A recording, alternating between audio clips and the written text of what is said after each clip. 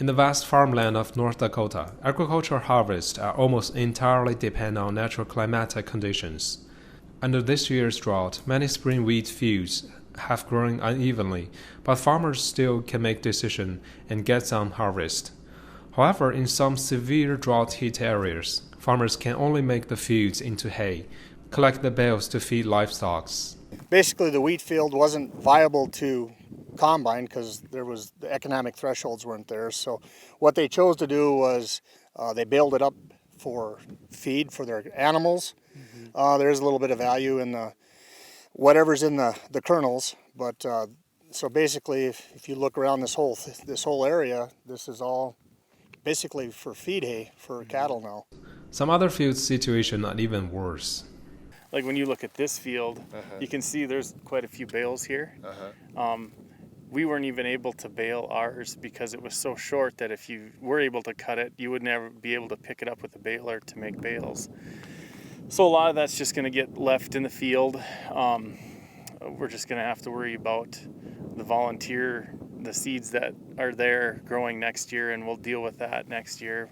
According to Agricultural Commissioner of North Dakota, due to the extensive dry weather this year, the state's farmland has generally suffered severe crop failures, and overall crop yields will fall sharply. So right now they're saying probably 60% of the small grain crop in the state is going to be almost nil, nothing, or very little. The other 40% is going to have certainly, less yield. I've heard 70%. So if you take and average it all out, we could be close to 40% of our past production. As market predicts, the future of spring wheat has risen from $4 to $5 last year to $8 to $9 this year. Generally, you'll see the expense side of it, the cost of seed, fertilizers, plant protection products will generally follow that. We were just on an incline, so expenses were just starting to go up. Since June this year, the heat weather in the western United States has continued to spread, which has affected many main agricultural states, including North Dakota and California.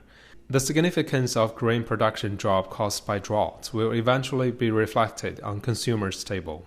The significance of the production decrease of the spring wheat and other crops caused by the extreme drought will emerge in the coming several months.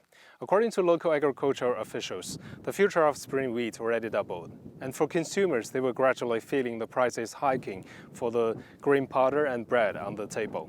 And the life burden will becoming heavier. CGTN 刘旭, North Dakota.